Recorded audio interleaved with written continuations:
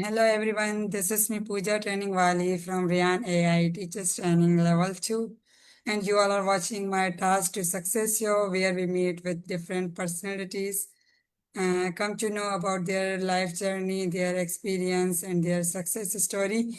So today we have been joined by a very special guest, and his name is Ahmed Hawari. So a warm welcome to my today's guest. And I'm very thankful to you that you gave me a quick response on my message and gave me a chance to know much more about you. So thank you so much. Hello, Sir Ahmed. How are you? I'm doing great. Thank you, Pooja. And Okay, thank you for so hosting. you don't need to say any thanks because it's an honor for me to have you in my show. Okay, so sir, could you please introduce yourself so that our viewers can know much more about you? Absolutely. My name is Ahmed. I'm the real estate guru with a big heart. I'm a strategic business development expert that can take you from shift your paradigms and take you in your journey of business and life to the next level.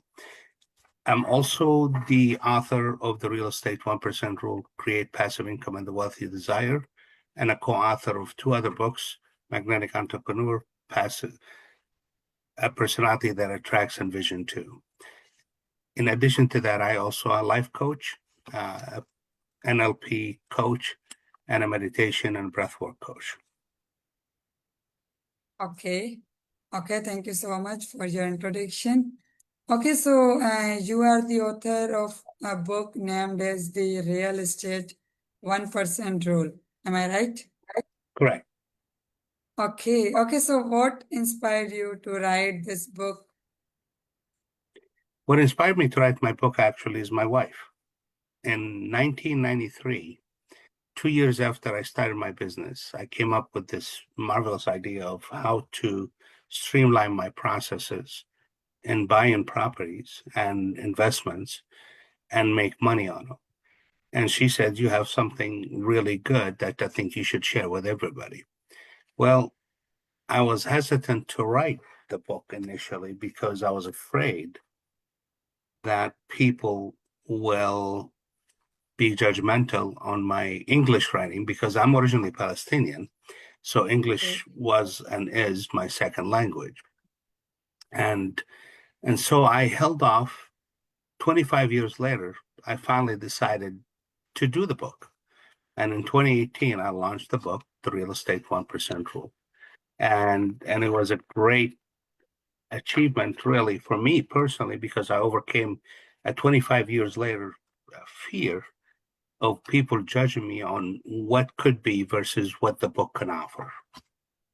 And the book has to do with real estate investing, a small story about how I knew I was going to be in real estate when I was 18, and I didn't get to be in real estate until 10 years later, uh, which was in itself for me a discovery that I didn't realize I had until I wrote the book. Okay, nice to know about it that you get inspiration from your wife. It's really very great. Okay, so can you please explain the 1% rule in simple terms for someone who is new to real estate investing like Okay, me? so in real estate investing is simple. You want to buy something, be able Okay, to rent it, and make money in a way that you will have what's called return on investment, ROI. So, in order for me to return on my investment in such a manner that will give me a profit no matter what I've done, the rule came about essentially. I bought a house that has 4 units and I was renting them out, but one of those units I supported my parents in. So I housed them there and the other one was not occupied. And I've noticed at that moment in time that 2 units, I'm barely breaking even. As a matter of fact, I'm losing money. And that's when the math in my mind comes in because I also do math a lot. And I used to teach math at the University of Akron. Um, some time ago. So I figured, okay, why am I struggling to pay the rent and mortgage and insurance and all those things? Well, it turned out that what I was bringing in is less than what I needed to pay out, is the simplest way. So what comes in has to be equal to what goes out in order for you to break even. But if I bring in more than what I goes out, then I start to make a profit. And that was the premise of the 1% rule. So when you look at a property and say the property is worth $100,000, then I have to bring in a minimum of $1,000 a month in income and revenue in order to pay all the expenses on that property. Anything above that, it gives me an additional quote unquote profit. As a matter of fact, there's a built-in formula in there that if you did the 1%, it gives you almost 10% profit. But I don't want to say that 100% because it depends on the management of the person and the techniques and the tool they apply. Okay. Okay, so as a real estate investor, what do you think that what are the biggest mistake that first time real estate investor make and how can they avoid them? Ah, you know, that is a really a personal mindset, which something I Exactly. focus on a lot in my coaching. The mindset is about how, well, typically a person's mindset comes from multiple sources. One, who you are, what hardwares you have, the upbringing you lived in, the environment you lived in, the schools you went to, the friends you have, and so forth. And so that mindset forms the way you think, the way you behave, the way you react.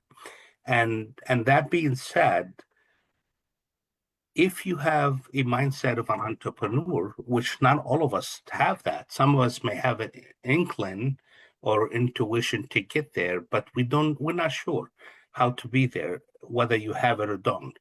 So if a person gets into real estate and has the mindset that, hey, I need to do everything myself, that's a Okay. mindset that's called the landlord mindset.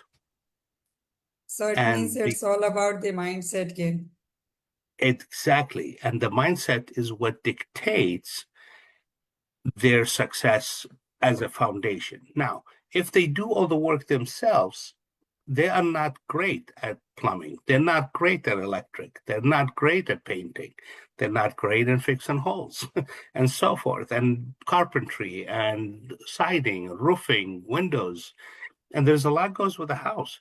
I was not at any of those. As a matter of fact, because I come from a Palestinian background and I was born and raised in Kuwait, I was not familiar, for example, with structures in this country when I started that are all made of uh, essentially cardboard and wood and vinyl siding on the outside, shingle material for roofing, and vinyl windows. And I had no idea how to do that. So I start to learn. The more I've learned, the more I realize that this is not something I can do.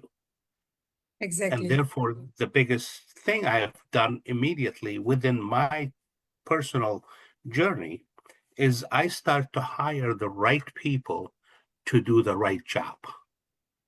And that was the Exactly. biggest thing for me. Yeah, you're right. I agree with your point. Okay, suppose if someone want to start building passive income with limited capital, how can he or Mhm. she? He or she can really succeed, first of all, connecting to the right coach and mentor. So I personally, to give you an example, what I mean by that. When I started Okay. in my business in 1990, it took me 10 years to get the understanding fully, even though I did a lot of good things along the journey, but I didn't have the coach or the mentor. And I was looking for one, and I even seeked people who had real estate properties, who are from the same culture, but they refused to teach me. So I had to go about learning it the hard way, which means I had to do the research. At the time, there was no YouTube, there was no Instagram, there was no Yeah. Facebook, and so forth. And it was more challenging to trying to get information other than books and researching books and so forth. So it took me a while. And the reason I tell you the story is because once I got to that point, by 10 years, I had 8 properties. Okay. Now, Yeah. I'm sorry, 8 years, I had 10 properties. Forgive me. I switched the numbers around. So when I coached my first client in 2006, my client in 4 years ended up having 24 properties. And I figured it's like, wow, that was amazing. I'm so happy for his success. And the fact that he has 24 properties in 4 years, that's fantastic. But then I sat down to think, why did it take me 8 years to get 10 properties? And he had 24, which is 3 times more properties in half the time. Think about it. Half the time he spends, he has triple the amount of properties that I had.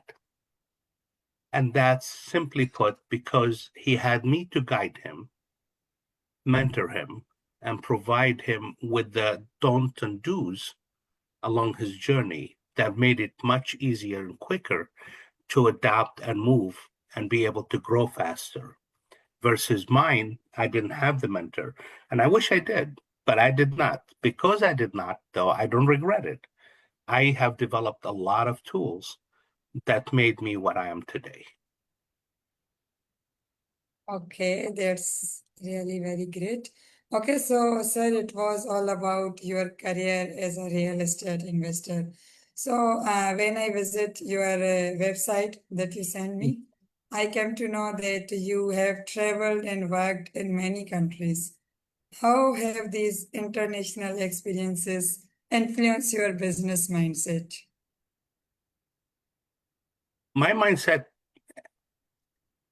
Yeah, probably was originated in the first place that I was born and raised in Kuwait. okay. That as a Palestinian, I was not given the opportunities that the citizens of Kuwait has, even though I was born there. I'm also one of 9 kids, and and we had limited means, limited support, and I've always aspired to pick us out of what I would call it the hellhole that we were living in, and the small life and a 2 bedroom for a family of 11, and get bigger somehow. So I end up forging a path in real estate. Although I'm a geologist and a geophysicist and worked in the environmental and groundwater hydrology, but I also picked up real estate because I was so passionate about. So first of all, the mindset is have to be passionate. Secondly, when I started to go back overseas, I realized I really came far from when I started my journey. And I was so helpful to me to see that I'm able to inspire other people, no matter what country you're from, that you can do this with the right attitude, the right teachings, the right coaching, the right mentoring, the right connections. And to previously you asked a question for someone he or she can start.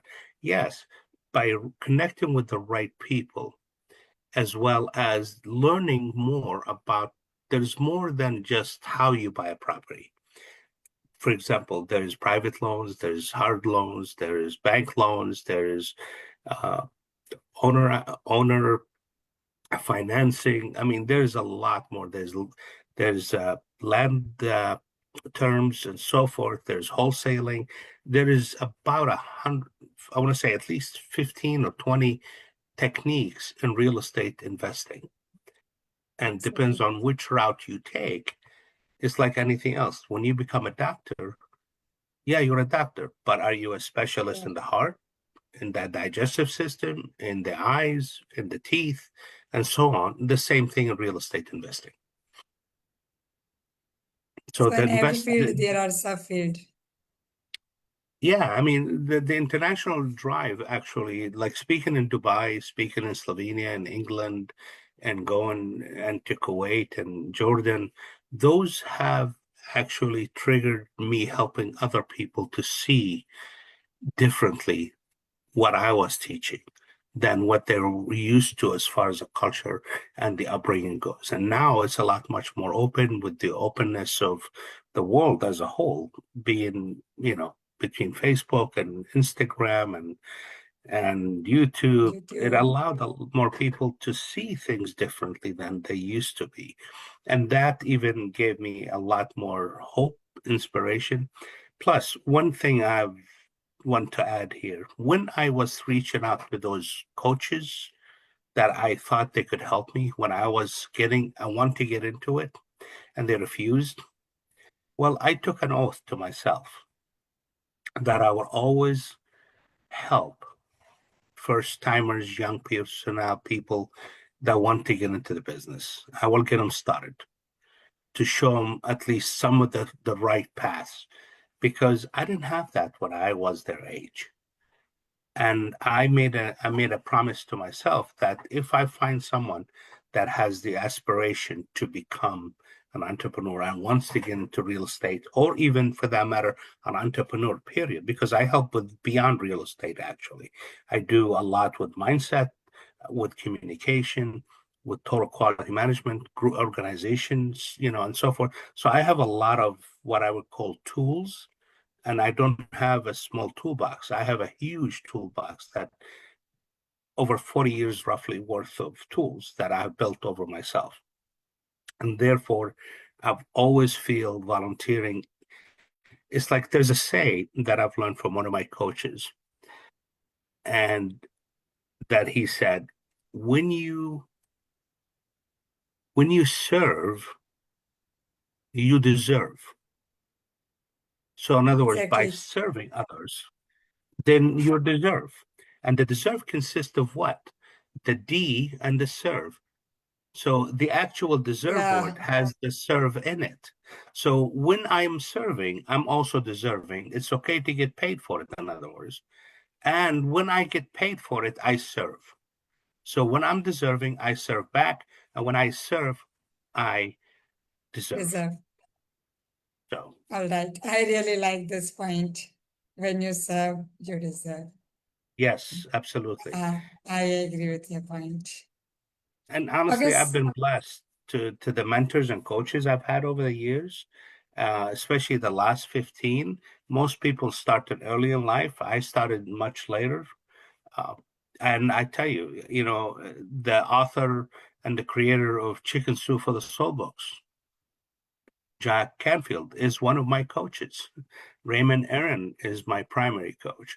I met the person who created the law of attraction, Bob Proctor, and he became one of my coaches and gave me testimonials that I will be a great coach. And that's something to me is aspiring and gratifying. And I'm always grateful for those things.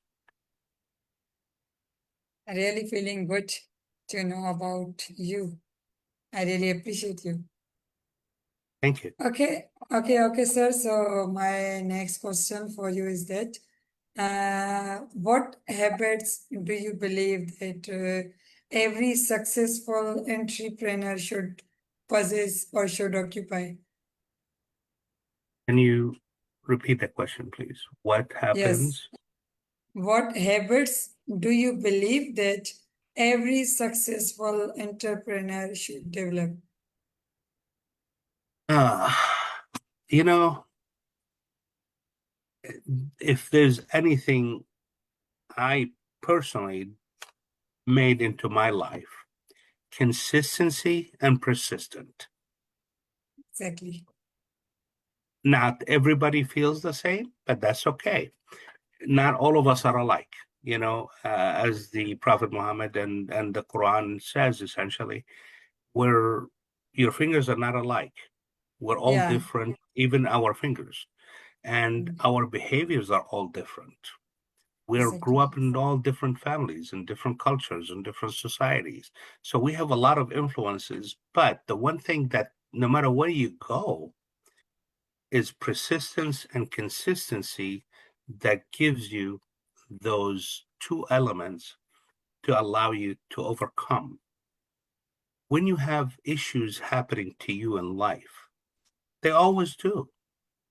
Yeah, The question is not whether they do or do not. The question is how you deal with it. How do you manage what comes at you? Let's say you have a tenant who had a hot water issue, no more, and they complain and they want to be fixed right now. Well, of course you do. Now it's an emergency. How do you manage that? How do you deal with life crisis, no matter what the issue is what distinguishes you from others. Do you get defeated or do you rise to the occasion? Do you get really depressed and you don't want to deal with the issue? Or you say, you know what? I understand. yeah, Every failure actually is just a pathway to success. exactly. The question is not how many failures you have had. The question is how many challenges have you had along the way to reach the highest point of your life? Yeah. Yeah, I really agree with your point that consistency really matter. I have noticed many people develop a one single habit and he or she only follow for a week or for 2 weeks, then they left it. Right. Yeah, one And to add, should do it for 10 to 15 minutes, but one should do it regularly. yes, it becomes a second nature. It becomes part of who you are. Yeah, And being calm takes a lot of energy to be calm, especially for a person who is have high personality. I call them an ATD personalities, which I've learned for the last almost 40 years worth of communication. And it's important to speak also the language of the persons you're speaking with. For example, if the person, like in your case, you're methodical, you're uh, have attributes to being people oriented, and therefore I wanted to be able to speak to you in those languages. And to learn that style is also important, that to have the skills to be able to recognize that in people. And that's in an art in itself. That's a separate track than real estate. But all those things came along the way based on what I've done. Plus, my son actually was a humongous energy in my life, and he's my hero. He has Down syndrome. His name is Ismail, and he has been my inspirations when I was down and didn't want to deal with things. He was the person that pulled me out of that mindset and says, you know what, Dad, keep up the good work. You're doing great. Even though I felt like I was failing at the time when I was paralyzed, yet he saw the upside of what I was doing.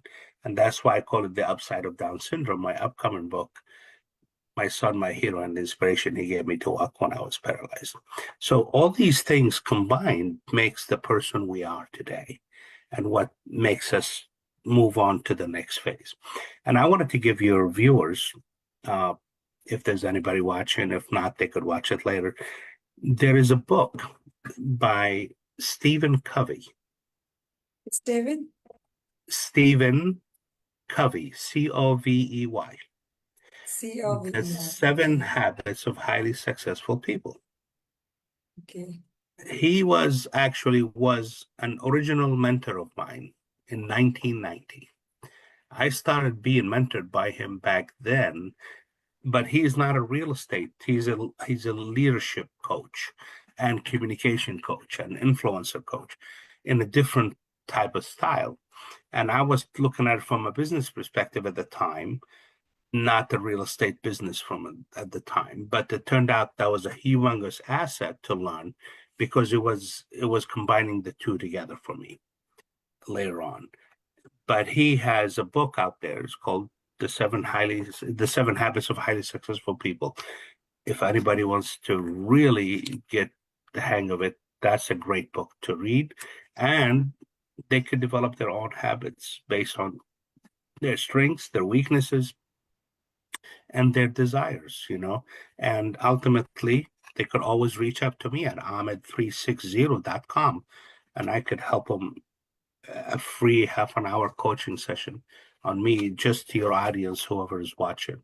Because again, remember I said my intention is always to help and serve the younger and those who have not had the right mentors in their lives, like I did not, and I want to be one of those people. So Okay. Okay, thank you so much. Okay, so now I am about to winding up this session, but before that, I would like to drop a beautiful message or advice for our audience. be yourself. Okay. Money is not everything. Exactly. It facilitates a lot of things, but it's not everything. And always remember about manifesting mindset, and the life you choose can be determined by you if you believe that the words you say matters. Okay, thank you so much, Sir Ahmed Hawari, for such a beautiful message. And thank you so much again for giving me valuable time. I really, really get much more appreciation and much more information regarding real estate investor. So once again, thank you so much. Have a good day. Goodbye. Thank you. Have a wonderful time.